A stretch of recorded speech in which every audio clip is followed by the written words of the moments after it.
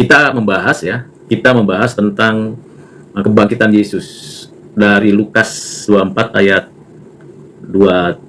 13 ya. Lukas, silakan saudara bisa buka Alkitab sendiri. Nanti kalau ada pertanyaan silakan diajukan langsung. Saya akan bahas langsung dari Lukas 24 ayat 13 sampai 35 ya. Jadi pembahasannya per ayat, dan kalau mungkin ada pertanyaan pada saat pembahasan satu ayat demi satu ayat, silakan disampaikan dalam tulisan atau dalam catatan. Baik saudara, di dalam Lukas pasal 24 ayat 13 tadi saya sudah katakan penjelasannya, tapi saya akan ulangi. Pada hari itu juga dua orang dari murid-murid Yesus pergi ke sebuah kampung bernama Emmaus yang terletak kira-kira 7 mil jauhnya dari Yerusalem. Jadi konteksnya hari itu, hari Yesus bangkit, Yesus dibangkitkan. Hari itu sudah ada 3 kelompok atau 3 orang yang memberikan penjelasan bahwa memang ada kebangkitan yang Yesus nyatakan.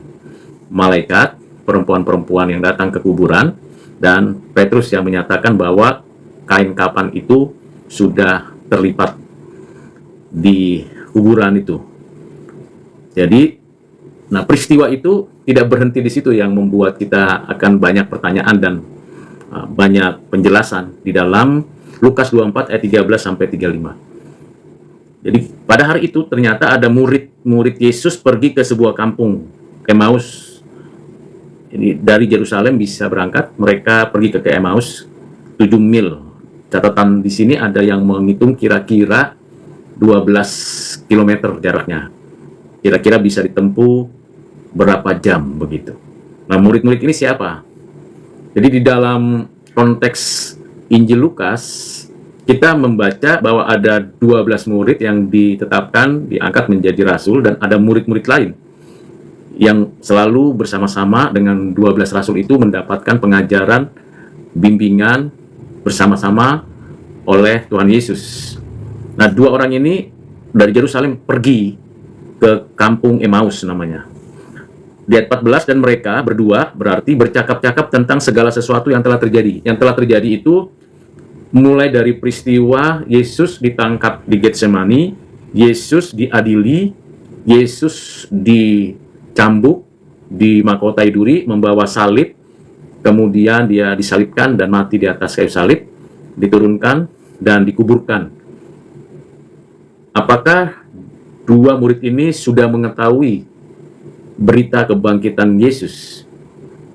Kalau memang hari itu perjalanan mereka ke Emmaus, berarti besar kemungkinan mereka hanya tahu Yesus sudah mati di atas kayu salib, dikuburkan di sebuah kuburan goa.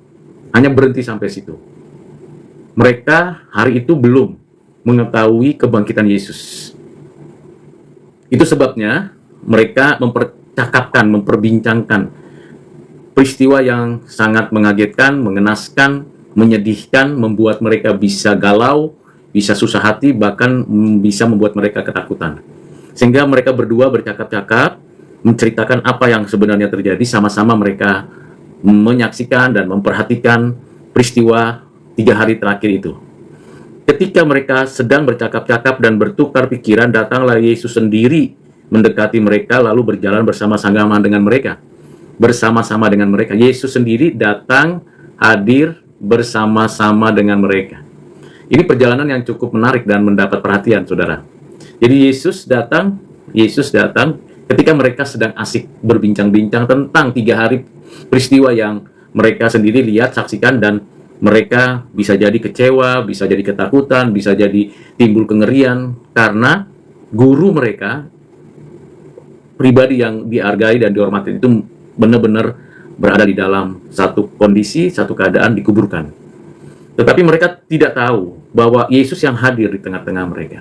Nah, ini adalah sebuah pembelajaran. Kadang-kadang kita asik dengan pergumulan kita sendiri. Kita asik dengan kesusahan dan kesulitan kita sendiri. Bahkan kita asik dengan kondisi situasi yang di sekitar kita. Kita bisa saya katakan, saya bahkan juga mengalami, kita lupa kehadiran Tuhan dalam hidup kita. Kita mengabaikan kehadiran Tuhan dan kurang memperhatikan bahwa Tuhan hadir di dalam setiap percakapan kita. Tuhan hadir menyatakan kehendaknya. Nah, ini yang perlu saudara dan saya mulai memikirkannya, mulai merenungkannya, mulai mengalami sebuah kontemplasi, perenungan. Saat ada persoalan, ada pergumulan, kita lupa bahwa Tuhan hadir di tengah-tengah kesulitan itu. Dan ketika Yesus hadir di antara percakapan mereka, Lukas menulis bahwa mereka, di ayat 16, tetapi ada sesuatu yang menghalangi mereka, sehingga mereka tidak dapat mengenal dia. Tidak dapat mengenal dia. Kalau dia benar murid, artinya benar-benar murid yang tahu persis sosoknya, karakteristiknya murid, pastilah seharusnya dia tahu bahwa orang yang sedang berjalan bersama dengan dia tiba-tiba ada di antara mereka, itu adalah Yesus. Dalam Injil Lukas, di dalam pasal 24, di ayat yang ke-17, ini sapaan berikutnya dari Tuhan kepada murid-murid, yaitu 2 orang murid. Apakah yang kamu percakapkan sementara kamu berjalan? Maka berhentilah mereka dengan muka muram.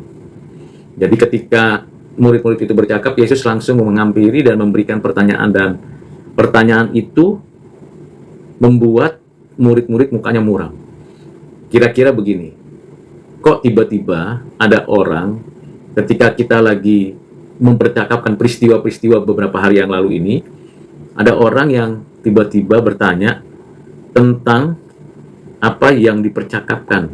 Jadi ini sudah viral, sudah begitu menggema di Yerusalem, sudah begitu mengesankan peristiwa itu, seolah-olah Yesus ini asing, baru pertama kali datang ke kota Yerusalem, atau baru pertama kali tahu ada peristiwa itu, sampai Yesus berkata, apakah yang kamu percakapkan sementara kamu berjalan? Maka berhentilah mereka dengan muka muram. Seorang dari mereka, ayat 18, seorang dari mereka namanya Kleopas menjawabnya, adakah engkau satu-satunya orang asing di Yerusalem yang tidak tahu apa yang terjadi di situ pada hari-hari belakangan ini? Jadi benar kecurigaan dari 2 murid ini orang asing, atau orang yang menutup diri, atau orang yang tidak peduli dengan situasi dan kondisi waktu itu beberapa hari terakhir ini, atau orang yang masa bodoh begitu. Tetapi apa kata Yesus ayat 19? Katanya kepada mereka, apakah itu? Jawab mereka, apakah yang terjadi dengan Yesus orang Nazaret? Dia adalah seorang nabi yang berkuasa dalam pekerjaan dan perkataan di hadapan Allah dan di depan seluruh bangsa kami. Jadi murid-murid itu memberikan penjelasan apa yang terjadi dan siapa yang mereka perbincangkan. Yang mereka perbincangkan adalah Yesus orang Nazaret, seorang nabi berkuasa dalam pekerjaan dan perkataan, dan itu dilakukan di depan seluruh bangsa kami, bangsa Israel. Identifikasi daripada pribadi Yesus hanya berhenti pada jabatan kenabian. Ya, nabi yang diutus oleh Allah, yang menyatakan kenabiannya selain mengajar, tentunya nabi memberikan pengertian baik melalui firman, kebenaran, dan juga tanda-tanda kenabian. Itu sebabnya dikatakan bahwa Yesus orang Nazaret itu seorang nabi yang berkuasa dalam pekerjaan dan perkataan. Tetapi ayat 20 dikatakan, tetapi imam-imam kepala dan pemimpin-pemimpin kami telah menyerahkan dia untuk dihukum mati dan mereka telah menyalibkannya. Jadi pemimpin-pemimpin kami, ya, imam-imam kepala kami itu telah menghukum Yesus dan mereka telah menyalibkannya. Jadi kedua yang disampaikan tentang pribadi Yesus adalah peristiwa 3 hari terakhir. Yesus ditangkap, Yesus diadili, Yesus disesah, lalu dia disalibkan. Siapa yang memprovokasi itu? Siapa yang mengajukan tuntutan itu? Imam dan pemimpin. Pelajaran dari sini saja cukup memberikan kita pengertian bahwa ternyata memang yang menjadi permasalahannya karena imam dan pemimpin itu terganggu dengan pelayanan Yesus.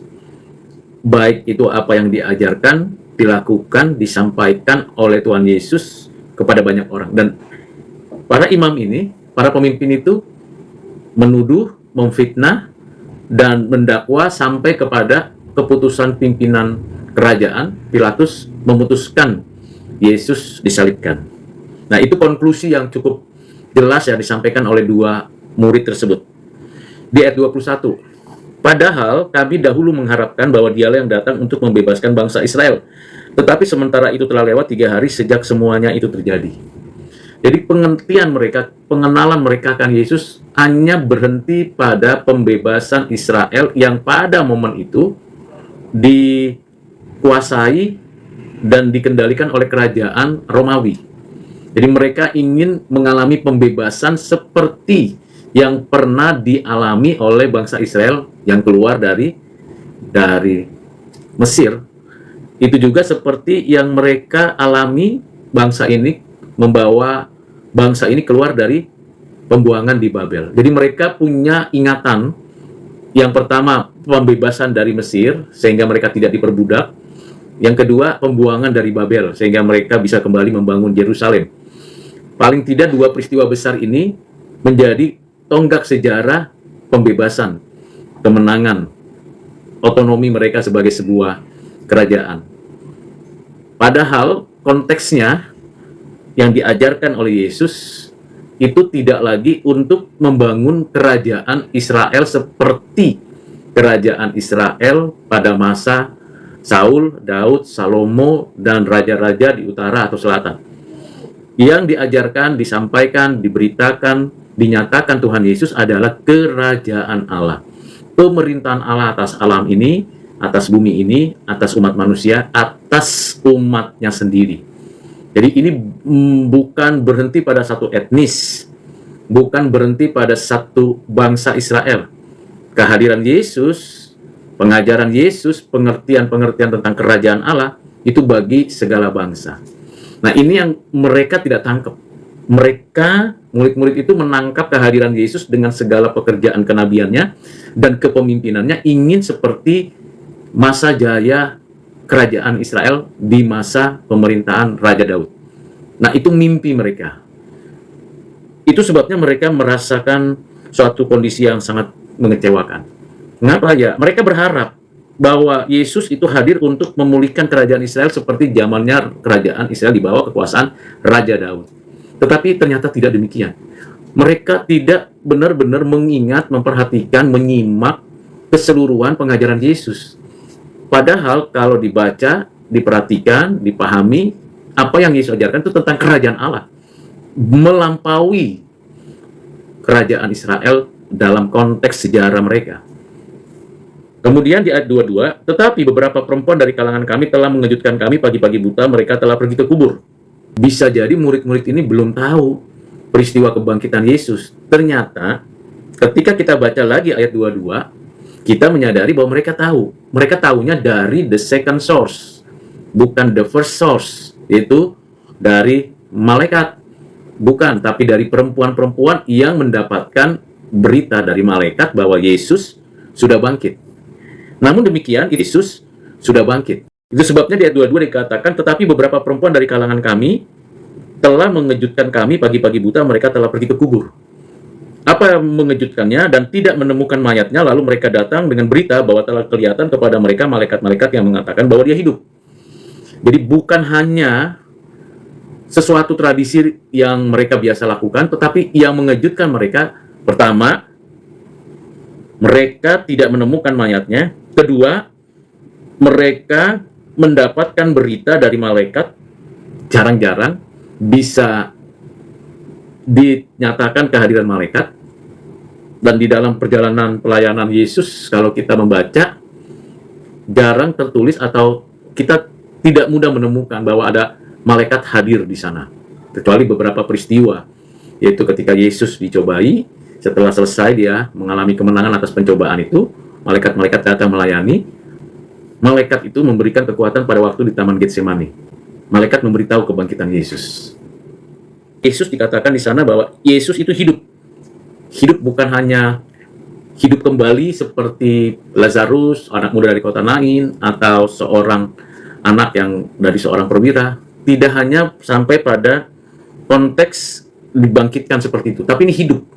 Hidup berarti tidak meninggal lagi. Jadi bukan kembalinya nyawa ke tubuh Yesus, tapi hidup, bangkit, dan hidup untuk selamanya. Tubuh kemuliaan. Dan tidak meninggal lagi. Dan ia tidak tetap di sini, tapi ia akan naik ke surga. Naik ke tempatnya.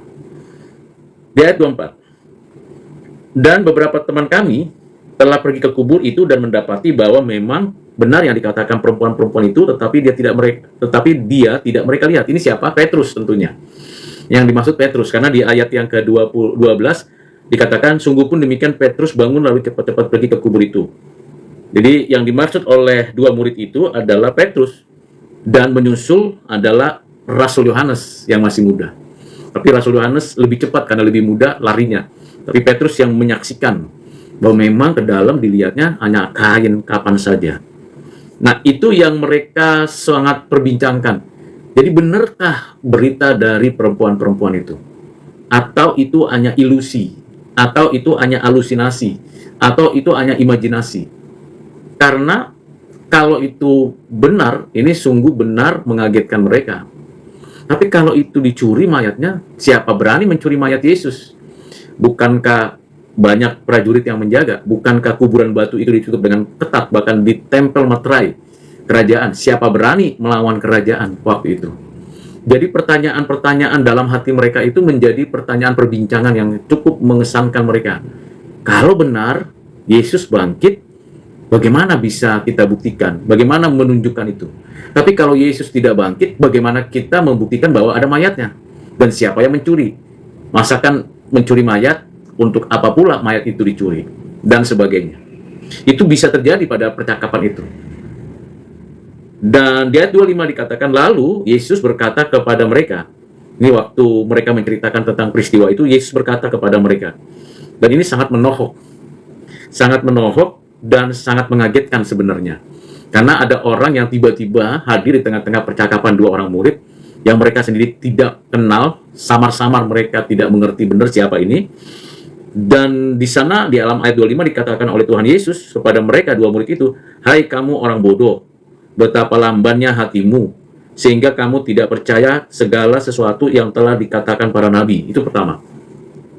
Jadi teguran tempelak yang datang dari Tuhan itu keras sekali. Jadi ini hanya berlaku dari Tuhan kepada muridnya. Jadi kita tidak boleh tiru kalimat ini sembarangan kita ucapkan. Jadi katakan di sini, hai kamu orang bodoh, betapa lambannya hatimu, sehingga kamu tidak percaya segala sesuatu yang telah dikatakan para nabi. Jadi murid-murid itu diberikan sebuah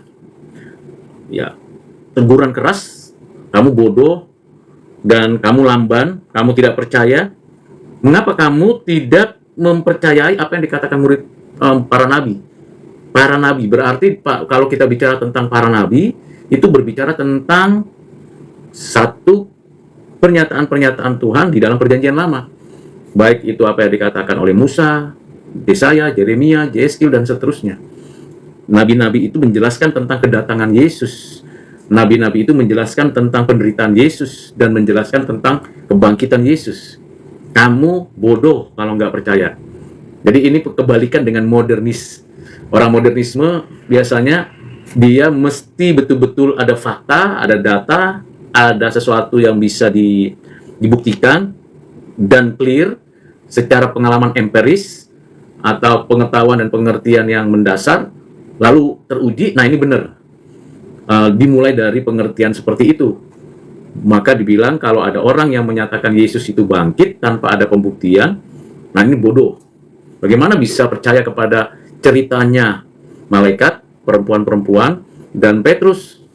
Tapi Yesus bukan menjelaskan tentang kesaksian malaikat, kesaksian perempuan-perempuan itu, dan Petrus. Yesus merujuknya melewati konteks waktu peristiwa kebangkitan Yesus, yaitu catatan penting nubuat yang dinyatakan para nabi di perjanjian lama.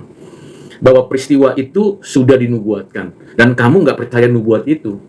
Jadi selama ini apa yang kamu baca, selama ini apa yang kamu yakini, apa sebenarnya kamu nggak percaya. Jadi banyak juga kan begitu, saudara. Kita baca, kita hafal, kita mengerti tentang ayat-ayat Alkitab atau buku-buku apapun ilmu pengetahuan. Kalau kita nggak mulai dengan satu kepercayaan, sebenarnya kita sedang dikatakan apa yang dikatakan Tuhan Yesus itu bodoh. Bodoh dan hatinya lamban.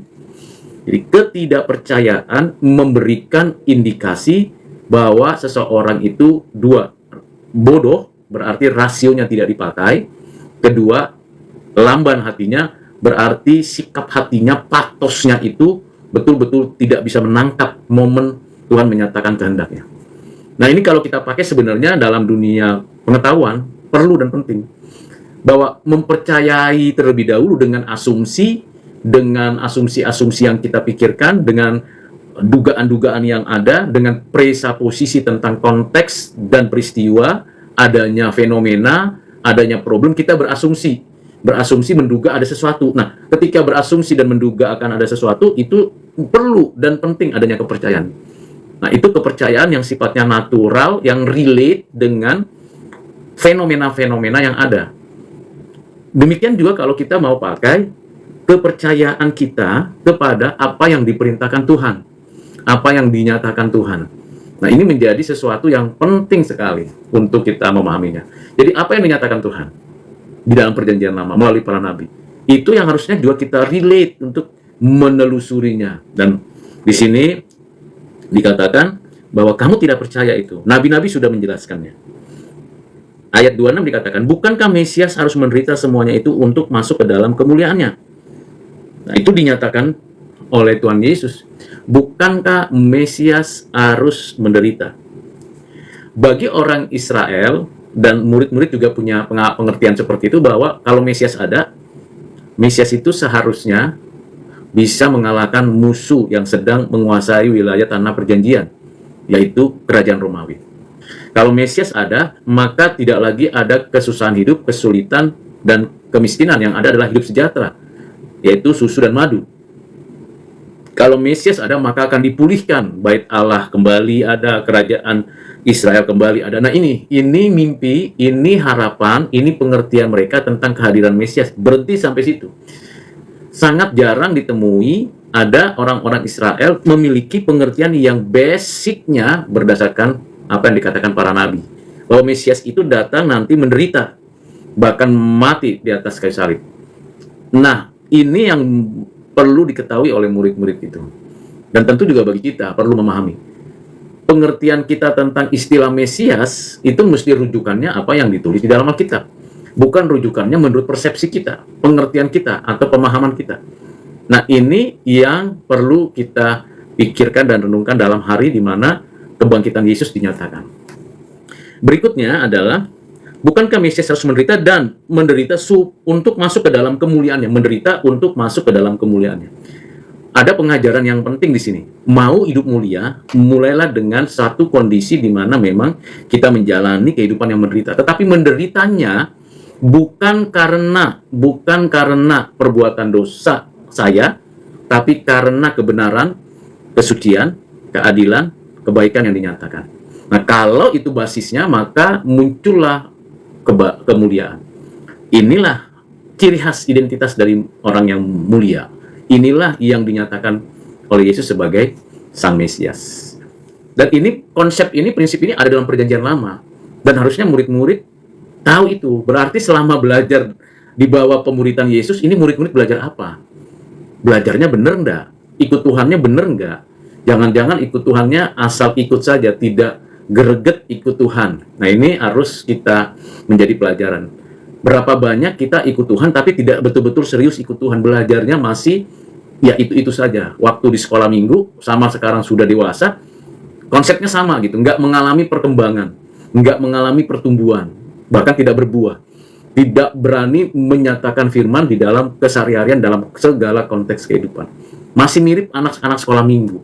Nah, ini yang sering terjadi. Jadi saudara dan saya ingin naik kelas, grade level kerohanian pengenalan kita akan Tuhan, belajarlah, percayalah, mengertilah apa yang diajarkan Tuhan di dalam Alkitab. Jadi bukan sekedar terima dan langsung oke, tetapi pelajari, diskusikan, pahami, hidupi semuanya. Lalu ayat 27 ini yang menarik ya. Entah bagaimana murid-murid ini tercengang dengan apa yang disampaikan Tuhan Yesus. Lalu ayat 27, lalu ia menjelaskan kepada mereka apa yang tertulis tentang dia dalam seluruh kitab suci, mulai dari kitab-kitab Musa dan segala kitab nabi-nabi. Jadi mulai mereka mendapatkan penjelasan yang utuh. Jadi sekali lagi, kalau kita mau kenal Tuhan Yesus, mau menelusuri siapa Yesus, mulai baca dari kitab yang ditulis Nabi Musa, yaitu Kejadian, Keluaran, Bilangan, Imamat, Ulangan, sampai Yosua, terus sampai Maleakhi. Lalu ingat lagi apa yang diajarkan oleh Tuhan Yesus. Dan pengajaran Tuhan Yesus pastilah merujuk kepada Perjanjian Lama juga. Dan penjelasan yang lebih utuh, yang lebih lengkap. Menarik sekali, karena Lukas mencatat satu pernyataan yang mendasar bahwa pengenalan akan Tuhan hanya mungkin, hanya bisa, dan hanya benar kalau kembali kepada Alkitab. Bukan katanya, bukan pengalaman saya, pengalaman saudara, atau dari sumber kitab-kitab lain. Sumber kitab-kitab lain yang non-biblical, non-Alkitab, tidak usah dipercaya. Karena itu ceritanya bisa mirip tapi tidak sama. Tidak memiliki otoritas di dalam menjelaskan who is Jesus, siapa itu Yesus. Sementara dalam Alkitab dijelaskan bertahun-tahun, berabad-abad, dan terus dijelaskan dengan satu benang merah, makin lama makin jelas sampai keadilan Yesus inkarnasi, sampai kematian, kebangkitan, dan kenaikannya. Ini hal yang sangat mengesankan bagi saudara dan saya. Baru ayat 28, mereka mendekati kampung yang mereka tuju, lalu ia berbuat seolah-olah hendak meneruskan perjalanannya, tetapi mereka sangat mendesaknya, katanya, tinggallah bersama-sama dengan kami, sebab hari telah menjelang malam dan matahari hampir terbenam, lalu masuklah ia untuk tinggal bersama-sama dengan mereka. Ya, tinggallah bersama kami. Jadi, ini semacam satu kebiasaan, kalau kita berjalan bertiga, atau berempat, atau berjalan bersama, biasanya keramahan yang muncul terjadi ketika dalam perjalanan. Ayo tinggal bersama kami. Kalau misalnya mereka tidak mengundang, apakah Yesus akan tetap hadir di dalam rumah mereka? Jawabannya itu spekulasi kita, Yesus akan teruskan ke tempat lain, bisa jadi begitu. Tapi dalam kekuasaan dan otoritas Tuhan, Yesus memulai langkah ke kanan, misalnya mereka melangkah ke kiri. Nah, pada saat mau melangkah ke sana, ayo ikut saya, ikut kami, datang ke rumah kami. Dan apa yang terjadi ketika mereka mengundang Yesus di ayat 29, mengapa mereka mengundang Yesus? Karena dikatakan sebab hari telah menjelang malam dan matahari hampir terbenam, lalu masuklah ia untuk tinggal bersama-sama dengan mereka. Ini keramahan. Jadi kalau kita tahu dalam perjalanan ada teman, ada saudara, ada keluarga, atau siapapun yang mungkin kemalaman, tidak sulit mendapatkan penginapan, ajaklah ke rumah. Itu adalah bukti keramahan. Rumah terbuka untuk orang asing bisa bersama-sama. Ini penting untuk jadi satu tradisi yang baik ya. Lalu waktu ia duduk makan dengan mereka, jadi diajak makan, menarik, bukan hanya tinggal, tapi diajak makan oleh murid-murid. Jadi murid-murid ini punya karakter yang baik juga, saudara. Ya, karakter yang baik, ramah, menyajikan makanan untuk tamunya. Jadi tidak peduli siapa dia ini, tapi dia menyajikannya, lalu mereka memberikannya. Apa yang dilakukan? Yang dilakukan ketika itu terbukalah mata mereka. Karena apa? Ketika Yesus mengambil roti, mengucap berkat, memecah-mecahkannya kepada mereka, baru mereka eling, sadar, eureka. Ini saya ingat. Kapan diingat murid? Kalau ini adalah dua orang ini bukan Petrus, dan bisa jadi dua orang ini mungkin juga adalah rasul yang lain, bukan Yohanes, bukan Petrus. Siapakah dua orang ini yang jalan ke Emmaus? Yang pasti mereka ketika menerima roti itu, mereka baru nyadar ini adalah Yesus. Mereka masih ingat 3 hari yang lalu loh, di mana Yesus mengatakan, inilah roti, inilah dagingku, dan inilah anggur, inilah darahku, ingatlah akan aku. Waktu mereka makan baru ingat. Kadang-kadang kita perlu mengingatkan diri kita dengan peristiwa-peristiwa yang pernah terjadi di masa lalu yang mengesankan kita akan kebaikan Tuhan. Yang perlu kita ingat adalah kebaikan Tuhan di masa lalu yang perlu kita terus ingat. Kalau persoalan hidup kita yang pahit di masa lalu, sudah lupakan. Tapi kebaikan Tuhan di masa lalu perlu diingat supaya kita bergairah dalam hidup ini. Oh iya ya, dulu saya sakit, disembuhkan Tuhan. Dulu saya susah, sekarang ditolong Tuhan. Ingat akan kebaikan Tuhan. Itu menggairahkan kita di masa yang akan datang. Jadi ini pelajaran yang menarik, yang penting untuk bisa saya bagikan refleksinya bagi saudara. Ketika itu terbukalah mata mereka, mereka pun mengenal dia. Tadinya enggak mengenal lagi, tetapi ia lenyap dari tengah-tengah mereka. Ini lenyap bukan hilang ya, tetapi Yesus langsung berangkat pergi. Jadi bukan fus gitu kayak asap begitu ya, tidak. Ini maksudnya dalam bahasa sebenarnya adalah bukan lenyap begitu, tapi Yesus pergi meninggalkan mereka. Mereka sudah diberikan pengajaran yang luar biasa. Kata mereka kepada yang lain, bukankah hati kita berkobar-kobar ketika ia berbicara dengan kita di tengah jalan dan ketika ia menerangkan kitab suci kepada kita? Hati kita berkobar-kobar. Ini kesaksian yang luar biasa, saudara. Ketika kita mendapatkan kehadiran Tuhan dalam hidup kita, ketika kita membaca firman Tuhan, apakah hati kita berkobar-kobar atau biasa-biasa saja? Saya tidak tahu bagaimana pengalaman saudara. Tapi kalau pengalaman saudara, ketika ikut Tuhan, membaca firman itu hatinya nggak berkobar-kobar, wah, perlu mendapatkan pertanyaan. Mengapa? Apakah baca Alkitab itu kita tidak berkobar-kobar hati kita? Apakah hati kita waktu kita baca Alkitab itu, hati kita itu biasa-biasa saja? Wah, kalau kita biasa-biasa saja, perlu kita koreksi loh. Kita perlu menegur diri kita sendiri.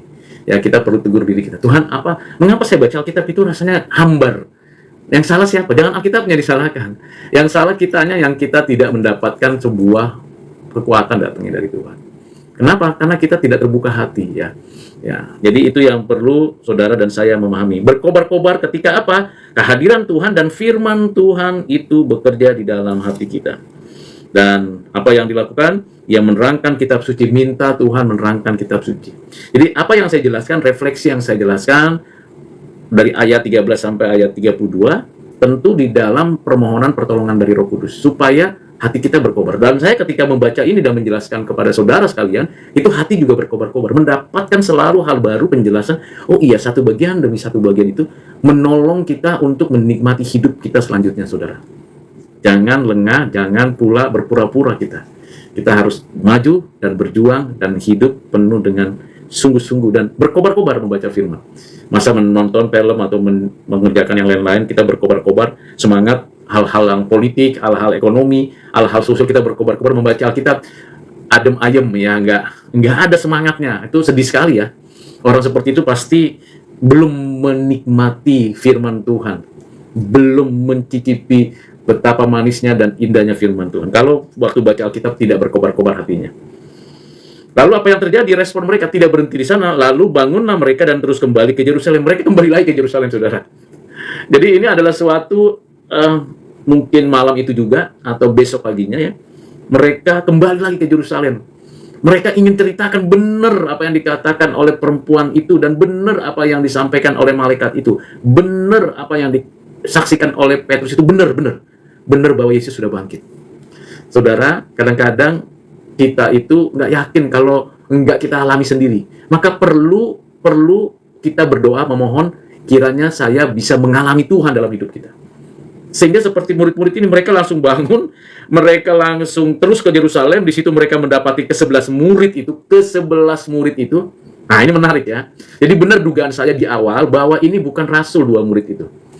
Ada murid-murid lain yang memang mengikuti rasul-rasul dan rasul-rasul mengikuti pengajaran Yesus.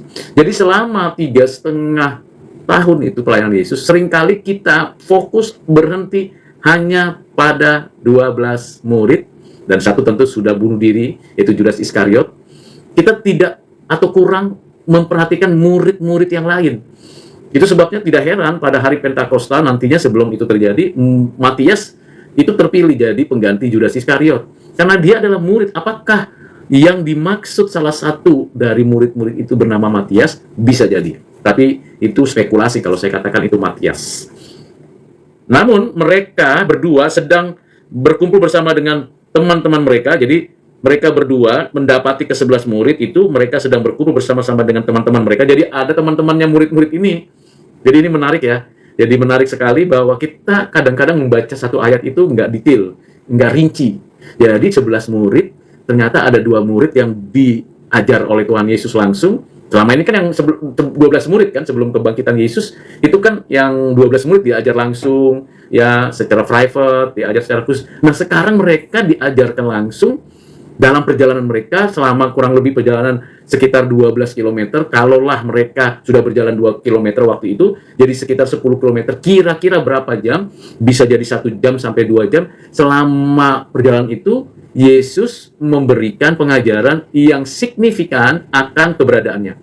Dan ini menggairahkan mereka. Bukan hanya itu, Yesus pun ketika diajak berjamuan, mereka pun bisa mengalami perjamuan malam sebelum Yesus ditangkap, yaitu Yesus memecah-mecahkan roti.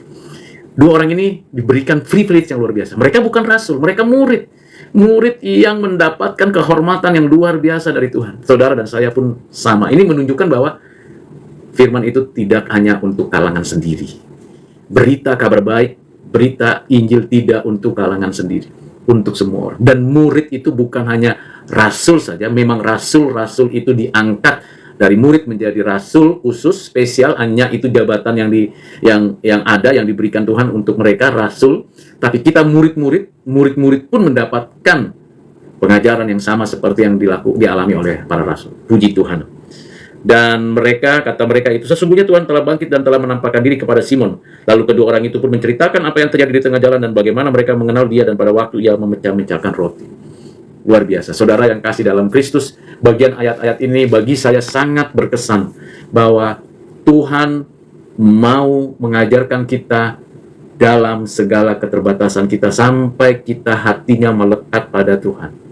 Sampai hati kita berkobar-kobar dan berani menyaksikan dan menunjukkan bahwa memang Ia adalah Tuhan yang bangkit, yang hidup, yang memberikan gairah untuk berani menjalankan kehidupan. Sekali lagi, bisa jadi orang-orang itu pergi ke Emmaus untuk menghindari pencarian atau menghindari keriuhan peristiwa yang terjadi 3 hari belakangan, tetapi juga mereka mendapatkan kembali apa yang mereka ragukan dan mereka mendapatkan kekuatan. Saudara, bacalah kitab suci dan mengalami Tuhan dalam hidup itu penting sekali. Mengalami Tuhan yang sudah bangkit. Kiranya Tuhan menolong saudara dan saya untuk semakin mencintai Tuhan dan semakin mendapatkan pengertian yang lebih dalam lagi. Mari kita berdoa. Terima kasih Tuhan untuk renungan refleksi dari Lukas 24 ayat 13 sampai 35. Singkat, padat, dan kami percaya bahwa ada banyak manfaat yang Tuhan berikan kepada kami untuk mengerti. Ajar kami untuk mengalami Engkau yang sudah bangkit dalam hidup kami dan beri kami kemampuan untuk mengerti firman-Mu. Dan kami mau betul-betul meyakini itu dengan firman, dengan iman yang datangnya dari-Mu. Terima kasih Bapa. Dalam nama Tuhan Yesus kami berdoa. Amin.